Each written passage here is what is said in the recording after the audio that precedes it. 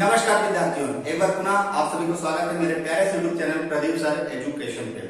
जैसा कि आपको पता है 11th क्लास के मैथमेटिक्स चल रही है अपने चैनल पर, तो दोस्तों चैनल को सब्सक्राइब कर लीजिए और बेल आइकन को दबा लीजिए और अपने सभी साथियों को वीडियो को भी शेयर करिए और प्लस चैनल के बारे में बताइए कि सर ने स्टार्ट कर दिया है तो आप भी उस चैनल के माध्यम से कुछ न कुछ सीखने का प्रयास कीजिए। तो चलिए अभी हमारा चैप्टर जो प्रश्नावली 1.1 थी, हमने उसकी पूरी भूमिका के बारे में और प्लस प्रश्नावली 1.1 बड़े ही प्यार से समझाने का प्रयास किया है। आपको पूरी चीजें समझा दी मैंने 1.1 की। अब 1.2 स्टार्ट करने से पहले हम उसकी पूरी जानकारी प्राप्त करेंगे तो 1.2 में है क्या चीज। तो पहला टॉपिक जो है 1.2 का वो है रिक्त समुच्चय। रिक्त का हमको समझ में आया, रिक्त यानी कि कोई खाली चीज, यानी कि जैसे रिक्त मतलब होता है खाली चीज, कैसे जैसे हम रिक्त स्थान की पूर्ति कीजिए, हिंदी में पढ़ा हुआ रिक्त स्थान की पूर्ति कीजिए। अब रिक्त मतलब कोई भी ऐसी चीज जिसमें खाली स्थान हो, यानी कि उसमें कुछ बना हो। इसी प्रकार हम लिख रहे हैं, समझने का प्रयास करेंगे रिक्त समुच्चय यानी कि द एम्प्टी सेट, यानी कि इसको एम्प्टी का मतलब पहले हम लोग जानते थे कि खाली चीजें होता है, इसका मतलब ये खाली होता है। तो इसकी परिभाषा क्या है? वह समुच्चय जिसमें एक भी अवयव नहीं होता है, यानी कि कुछ भी जिसमें कोई भी चीज ना, यानी एक भी अवयव ना आए, रिक्त समुच्चय कहलाता है। तो वह क्या कहलाता है? रिक्त समुच्चय। रिक्त समुच्चय को हम क्या शून्य समुच्चय भी कहते हैं, जिसमें कोई भी चीज, हमने कहा कि जैसे रूम है, रूम में कोई नहीं है, बिल्कुल खाली रूम है, उसको क्या कहेंगे? रिक्त। बिल्कुल कुछ भी नहीं, खाली शून्य है उसमें। इसको देख लीजिए किससे दर्शाते हैं? फाइव से दर्शाया जाता है इसको, या इसको महिला कोष्ठक, यानी कि महिला कोष्ठक हम दर्शाएंगे वो भी बिल्कुल क्या हो, इसके अंदर कोई भी अवयव मौजूद ना हो। जैसे मैंने लिख दिया 1 2 3 और 4, ये हमारा रिक्त समुच्चय नहीं कहलाएगा, ठीक है ना। और यदि मैंने इसके अंदर कोई भी अवयव नहीं है, ये रिक्त समुच्चय कहलाएगा। इसको कुछ उदाहरण के माध्यम से समझाने का मैं प्रयास करूंगा कि उदाहरण से कैसे हम इसको समझ सकते हैं कि रिक्त समुच्चय। जैसे मैंने आपसे पूछा, यहाँ पे उदाहरण मैंने लिखा है कि x 1 से बड़ा है और 2 से छोटा है और एक प्राकृतिक संख्या है। क्या है प्राकृतिक संख्या? क्या होती है? 1 2 3 4 5 ऐसे कई चीजें निकल जाती हैं, ठीक है ना। तो अब मैंने क्या बोला कि x जो है 1 से बड़ा है और 2 से छोटा है। 1 से बड़ा है और 2 से छोटा है, क्या ऐसी कोई भी संख्या प्राकृतिक संख्या में संभव है? आप ही सोच के बताइए, ऐसी कोई भी संख्या संभव नहीं है। तो ये क्या हो जाएगा? हम क्या लिख देंगे? रिक्त समुच्चय, यानी कि इसको क्या दर्शाएंगे? 5 से दर्शा देंगे। इसको हम बोल सकते हैं कि ऐसा कोई भी नहीं है जो इसके अंदर आ जाए। 1 और 2 के बीच में 1.5 आएगा, लेकिन वो प्राकृतिक संख्या के बीच में नहीं आएगा, प्राकृतिक संख्या नहीं कहलाएगी, इसलिए हमारे रिक्त समुच्चय। अगर मैंने लिखा, जैसे एक रिक्त समुच्चय और बोलता हूं मैं, जैसे मैंने लिखा 1 3 5 7, ठीक है ना। ये मैंने आपको दिया सवाल, इसमें मैंने बोला आपको आप इसमें सम संख्या छांट के बताइए कि इसमें सम संख्या का समुच्चय बनाइए, सम संख्या का समुच्चय। अब सम संख्या देख लीजिए, इसमें क्या कोई सम संख्या है क्या? इसमें कोई भी सम संख्या नहीं है, यानी कि हम इसको क्या लिखेंगे? इसका जब भी बनेगा तो रिक्त समुच्चय कहलाएगा, यानी कि इसको किससे कौन सा समुच्चय हो गया? ये 5, यानी कि शून्य समुच्चय, रिक्त समुच्चय, इसको हम 5 प्रदर्शित करेंगे। इसमें कोई भी सम संख्या नहीं है, तो ये रिक्त समुच्चय मेरे हिसाब से आपको समझ में आ जाएगा। जिसमें कोई भी अवयव नहीं होता वो हमारा रिक्त समुच्चय होता है। बिना किसी आप परेशानी के इसको समझने का प्रयास कीजिएगा। 2 टॉपिक और इसमें परिमित, अपरिमित और समान समुच्चय। ये रिक्त समुच्चय, पहला रिक्त समुच्चय आपको समझ में आए, जिसमें कोई भी अवयव न आए वो हमारा रिक्त समुच्चय कहलाता है। चलिए अब जो प्रश्न 1.2 में होने वाली है तो उसके माध्यम से क्या समझेंगे? परिमित समुच्चय और अपरिमित समुच्चय का टॉपिक आपका 1.2 में आता है, जिसको हम इंग्लिश में बोलेंगे तो फाइनाइट सेट्स बोलेंगे और अपरिमित समुच्चय को बोलेंगे इनफाइनाइट सेट्स, ठीक है ना। इसमें बिल्कुल सरल, जिस प्रकार रिक्त समुच्चय बिल्कुल सरल तरीके से समझाने का प्रयास किया मैंने, उसी प्रकार परिमित समुच्चय को भी समझाने का प्रयास बिल्कुल सरल तरीके से करूंगा। इसमें क्या है? वह समुच्चय जिसमें अवयवों की संख्या सीमित हो, यानी कि हम इनको गिन के बता सके कि इसमें अवयव कितने हैं, तो ये हमारे परिमित समुच्चय होते हैं। जैसे मैं एक उदाहरण के माध्यम से समझाने का प्रयास करूंगा, 1 2 3 4 और 5। मैंने अब इससे आपसे पूछा इसमें अवयवों की संख्या बताइए, तो कितने पद है इसमें? 1 2 3 4 5। तो आप पदों की संख्या कितनी गिन के बता देंगे? कितना हो जाएगी? 5, यानी कि हमारे सीमित हैं। सीमित यानी कि कौन से समुच्चय? हमारे परिमित समुच्चय। यानी मैंने बोला कि आप एक हफ्ते में कितने दिन होते, तो आप गिन के बता देंगे 7 दिन, यानी कि हमारे ये परिमित समुच्चय। साल के दिन बताएंगे आप, साल में कितने महीने होते, तो आप क्या बता देंगे? साल के दिनों के बारे में बता देंगे आपकी 365 दिन होते हैं, यानी कि परिमित समुच्चय। महीनों के बारे में बताएंगे कि 12 महीने होते हैं, तो परिमित समुच्चय। यदि ABCD के बारे में चर्चा करेंगे कि ABCD के अक्षरों को बताइए, तो ये परिमित समुच्चय, क्योंकि ABCD के कितने अक्षर होते हैं? 36 अक्षर होते हैं, जो हम गिन के बता देते हैं। लेकिन इसका ठीक उल्टा, यदि मैं आप परिमित समुच्चय कहता हूं तो अपरिमित समुच्चय वे समुच्चय होते हैं जिसमें अवयवों की संख्या क्या होती है, असीमित, जिसमें हम नहीं बता सकते। मैंने बोला कि 1 2 3 4, अब यहां से मैंने अगर ऐसा लिख दिया तो इसमें हम नहीं बता सकते कि गिनती जो प्राकृतिक संख्याएं हैं कहां तक जा सकती हैं। जी निश्चित तौर पर समझ लीजिए, 1 2 3 4 5 6 7 8 हम नहीं गिन के बता सकते कि इसमें कितना है। अब जैसे मैंने बोल दिया विश्व के जंगली जानवरों की संख्या बताइए, विश्व में जंगली जानवर कितने जंगली जानवर है पूरे विश्व में, आप गिन के नहीं बता सकते। यानी कि ये कौन से हैं, अपरिमित समुच्चय हैं। याद रखिएगा दोनों टॉपिक को, परिमित समुच्चय वे समुच्चय जिसमें अवयवों की संख्या को हम गिन सकते हैं यानी कि सीमित है, और अपरिमित समुच्चय वे समुच्चय जिसमें पदों की संख्या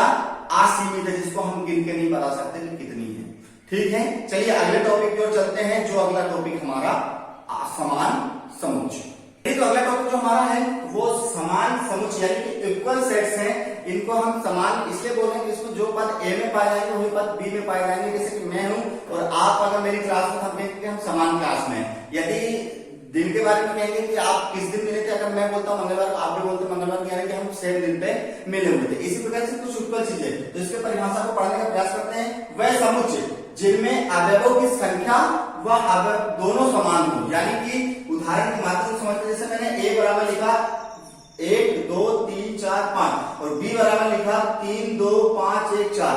यहाँ पर हम देखेंगे क्या ए बराबर बी है कि नहीं है। तो देखते हैं समान संख्या, एक इसमें भी है तो एक इसमें भी है, यानी अभी तक है 2 2 भी है, 3 3 भी है, 4 4 भी है, 5 5 भी, यानी कि हम कह सकते हैं कि इसके अवयवों की संख्या भी सेम है, 1 2 3 4 5 सेम है, और प्लस अवयव भी जो लिखे गए हैं वो सेम है। जैसे मैंने ए बराबर लिख दिया ए बी सी और डी, ठीक है, ये, और बी बराबर मैंने लिखा ई ए बी और सी। यहां पर देखिए, यहां पर ए है, बी है, सी है, लेकिन क्या इसमें डी है, डी नहीं है। यहां पर अवयवों की संख्या तो सेम है 4 4, लेकिन क्या अवयव समान है, अवयव समान नहीं है। यहां पर हम कह देंगे कि ए बराबर बी नहीं है। दोस्तों ये 4 टॉपिक थे, रिक्त समुच्चय, परिमित समुच्चय, अपरिमित समुच्चय और समान समुच्चय। इन चारों टॉपिक से मिलकर आपकी प्रश्नावली 1.2 बनी हुई है। तो चलिए चलते हैं प्रश्नावली 1.2 की ओर। घड़ी आ चुकी है जब हम प्रश्नावली की ओर बढ़ने जा रहे हैं। हमने चीजें समझ ली, रिक्त, परिमित, अपरिमित और समान समुच्चय। अब हम उसी को प्रश्नावली करने का प्रयास करेंगे। जैसा कि आप पहला क्वेश्चन अपनी बुक खोल लीजिए और पहला क्वेश्चन देखिए, प्रश्नावली 1.2 का है, निम्नलिखित में से कौन सा रिक्त समुच्चय का उदाहरण है। तो पहला दिया 2 से भाज्य विषम प्राकृतिक संख्याओं का समुच्चय। ऐसी संख्या हमको पहले में लिखनी है। क्वेश्चन नंबर जो प्रश्न नंबर पहले का पहला है उसमें हमको लिखनी है ऐसी संख्या कि विषम संख्या। विषम संख्या कौन सी होती है, 1 3 5 7 9 11, ऐसी कई संख्या है। क्या ऐसी कोई सी संख्या इसमें से आपको दिख रही है जो 2 से विभाज्य हो जाए, यानी 2 से भाग चला जाए, पूरा पूरा भाग चला जाए, शेषफल 0 बचे। तो 1 में तो संभव ही नहीं है, 2 में संभव है, तो 3 2 से कभी कटती नहीं है, 5 2 से भी नहीं कटता है, ना 7 कटता है, ना 9 कटता है, ना 11। तो हम कह सकते हैं ये कौन समुच्चय है, ये रिक्त समुच्चय है। यानी कि इसको हम 5 से दर्शा देंगे और ये हमारा आंसर आ गया। कितना इजी से भी इजी कर दूंगा मैं, हर चीजों को इतना सरल कर दूंगा कि आपको पता भी नहीं चलेगा। दूसरा है सम अभाज्य संख्याओं का समुच्चय। क्या आपने कभी ऐसी संख्या देखी है जो समभी और अभाज्य संख्या, अभाज्य संख्या के बारे में पुनः बता दूं, अभाज्य संख्याएं वे संख्याएं होती हैं जो एक तो स्वयं से कटे और एक से कटे, इसके अलावा किसी से भी न कटे, वह अभाज्य संख्याएं कहलाती है। जैसी एक संख्या मेरे दिमाग में आ रही है 2 एक ऐसी संख्या है जो अभाज्य है और एक सम अभाज्य संख्या है। तो इसको हम कह सकते हैं कि ये रिक्त समुच्चय नहीं है, रिक्त समुच्चय नहीं है। क्यों नहीं है रिक्त समुच्चय? अब ये रिक्त समुच्चय इसलिए नहीं है क्योंकि इसके अंदर कितना आ गया, एक पद आ गया, यानी एक पद आ गया तो निश्चित तौर पर रिक्त समुच्चय नहीं है। क्वेश्चन नंबर 3 की ओर चलिए। 3 में क्या दिया गया है आपको, देखिए ध्यान, एक प्राकृतिक संख्या है जो x उसमें 5 से बड़ा है और प्लस x 7 से छोटा है। यानी x को क्या कह रहे हैं, x में ऐसी संख्या बता रहे हैं x को 5 से छोटा है और 7 से बड़ा। क्या ऐसा कभी हो सकता है कि मैंने पहले आपको बता दिया हो कि जो x का मान है वो 5 से छोटा आने वाला है और 7 से बड़ा आने वाला है। क्या संभव है? जब 5 से छोटा है तो जाहिर सी बात है 7 से बड़ा हो ही नहीं सकता, ये असंभव है, ये चीजें असंभव है, इसलिए ये रिक्त समुच्चय है आपका। ये रिक्त किन्हीं भी दो समांतर रेखाओं का उभयनिष्ठ, किन्हीं भी दो समांतर रेखाओं का उभयनिष्ठ, समांतर रेखाएं दोनों एक साथ चलती, जैसे ये देखिए, ये आपकी समांतर रेखा, पहले L1 नाम दीजिए, पहले दूसरे पर L2, इसका उभयनिष्ठ बिंदु, तो मैं आपको बता दूं कभी भी किसी दो समांतर रेखाओं का उभयनिष्ठ बिंदु होता ही नहीं है। उभयनिष्ठ बिंदु कैसे होता है? अगर ये होता है ऐसे, तो ये प्रतिच्छेद करते तो उभयनिष्ठ बिंदु होता, कभी भी दो समांतर रेखाओं का उभयनिष्ठ बिंदु नहीं होता, अतः ये भी क्या है? रिक्त समुच्चय। क्या प्रयास करता हूं मैं, जिसमें आपको बताया है कि हमने टॉपिक पहले से परिमित और अपरिमित बताइए। तो क्वेश्चन नंबर जो 2 का है, प्रश्न नंबर 2 का पहला, परिमित और अपरिमित। परिमित वो जिसमें हम गिन के बता सकते हैं, अपरिमित वो जिसको हम गिन नहीं सकते।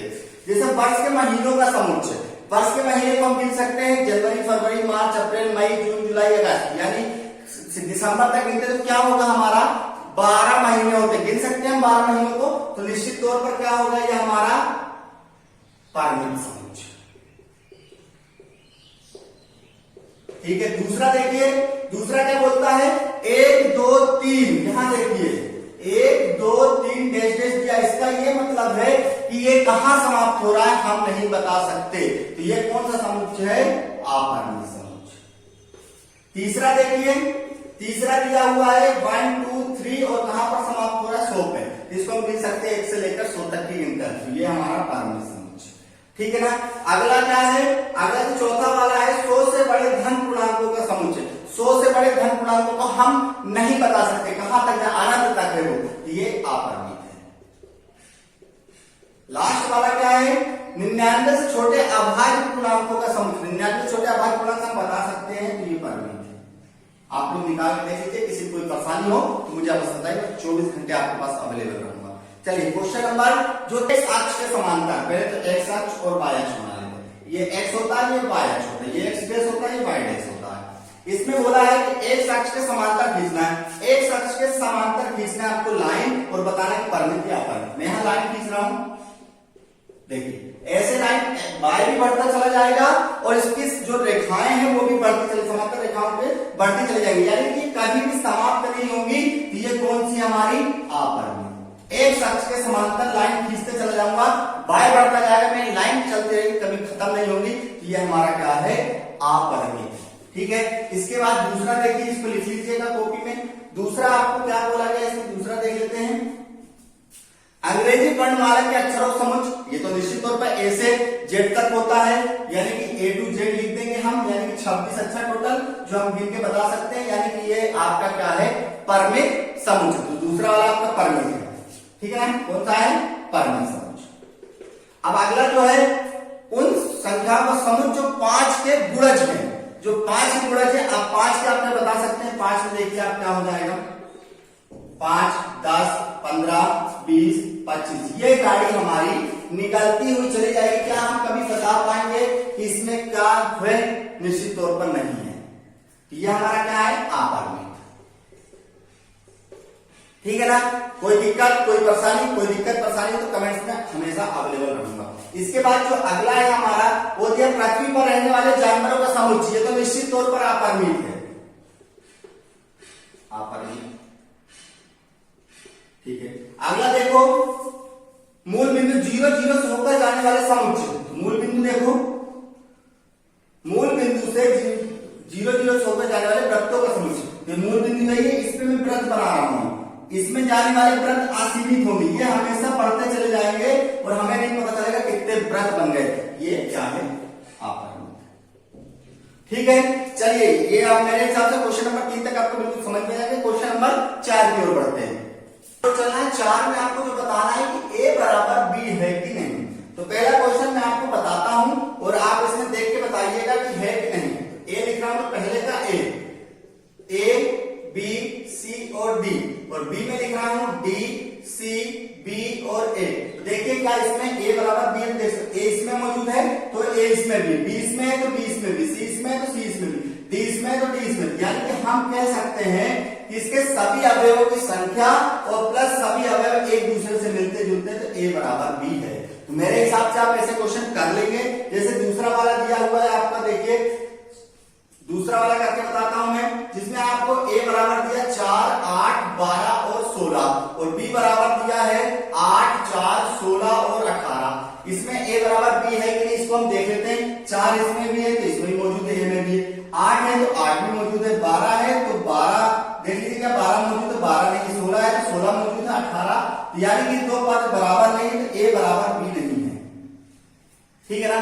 यानी हम कह सकते हैं यहां पर अगर ऐसा लिखना चाहे a 4 के अंदर है, a के अंदर 8 भी है और a के अंदर यदि 12 है तो यहां देखेंगे b के अंदर भी 4 है और b के अंदर 8 भी है, लेकिन b के अंदर 12 मौजूद नहीं है।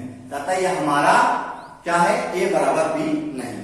चलिए क्वेश्चन नंबर इसी का 3 देखते हैं।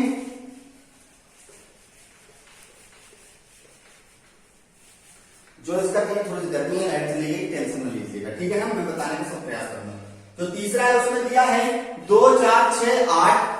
यहां देखिए a बराबर दिया है 2, 4, 6, 8 और 10 और b बराबर कितना दिया, देखिए कि जो संख्या समधन पूर्णांक है, समधन पूर्णांक है तो 10 के बराबर है और 10 से छोटी या बड़ी नहीं हो सकती।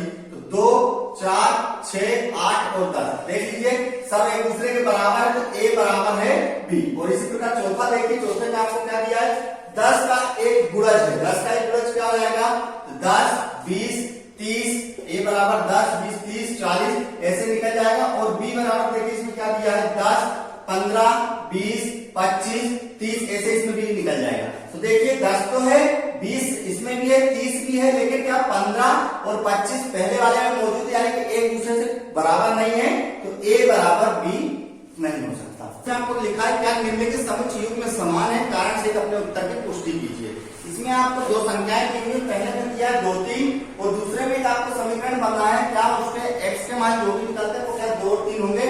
इसको हम सोल्व करके आपको बताएंगे।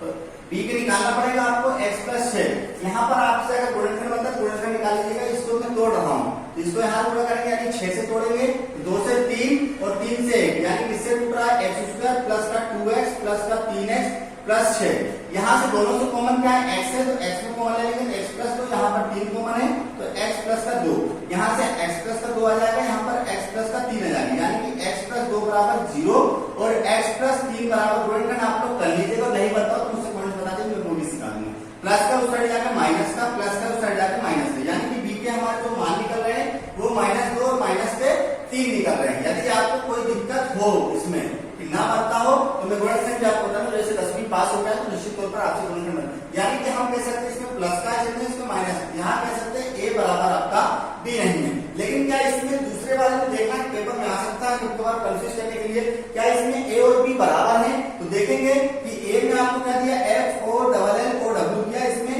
w o l f दिया। लेकिन एक चीज मैंने बताई थी आपको कि कभी भी समुच्चय में कोई भी चीज रिपीट नहीं होती। देखेंगे इसमें f आया तो f लिख दीजिए, इसमें o आया है, a वाले को बना रहा हूं पहले मैं, o है तो o लिखिए, l डबल है तो एक l लिखिए, o पहले क्या चुका यानी कि आ चुका। b वाले को मैं लिखूंगा तो क्या आएगा, w का w है, o का o है, l का l है और f का l।